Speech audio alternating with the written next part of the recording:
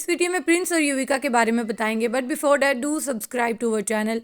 सो जैसे कि ऑलरेडी आपके साथ शेयर कर चुके हैं कि बेबी गर्ल आने के बाद इन दोनों की ज़िंदगियां काफ़ी हद तक स्कैटर्ड हो गई हैं और बहुत सारे मसले मसाइल इनको आ गिरे हैं। लेकिन अगर बात की जाए तो प्रिंस और युविका थ्रू व्लॉगिंग अपने फैंस को ये बता रहे हैं कि वो बिल्कुल सच्चे हैं।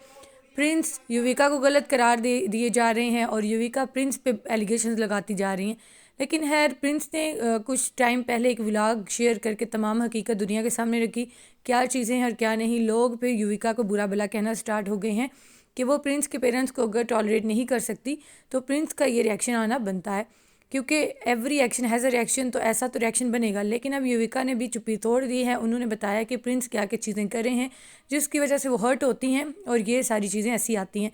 सो युविका ने कहा है कि अगर एक्शन का रिएक्शन है तो ज़रूरी नहीं कि जो मैं एक्शन करती हूँ वही गलत हो।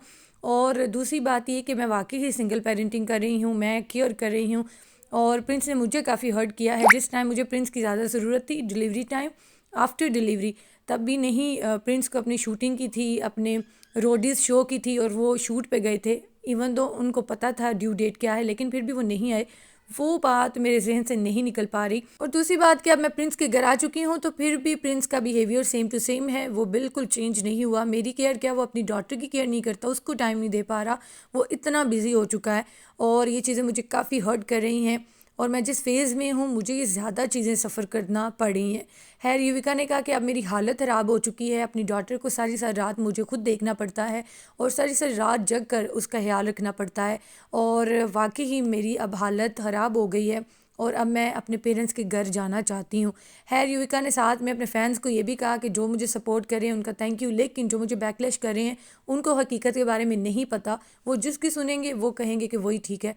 और दो तरफ़ा जो स्टोरी होती है उसको सुनकर वो चीज़ें और हर चीज़ को देखकर आपको कमेंट भी करना चाहिए और अपने तजज़िये देने चाहिए। आप क्या कहेंगे कमेंट्स में बताएं। मिलते हैं नेक्स्ट वीडियो में, तब तक के लिए बाय बाय।